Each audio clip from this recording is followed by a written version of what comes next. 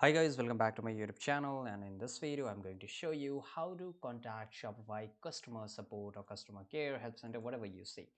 So how you can do that, you can just go from here, and here you will get this help center, right? But this is not a correct way because you will not able to contact any person, right? So you have to just go to a new tab and type here Shopify help center.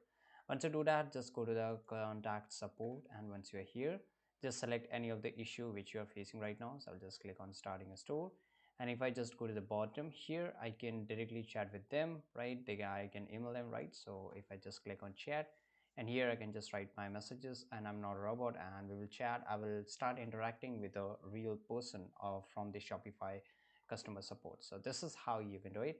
And if you found this video very useful, well, by the way, this is the first method, but for the second method, you can just go to the help center, right? And you can directly start using the bot. And once you start using the bot, at the end, if the bot is not able to provide you the solution, it will automatically redirect you to the human person where you can interact with, right? So this is a second option to do that. I hope you found this video very useful. If you did, subscribe.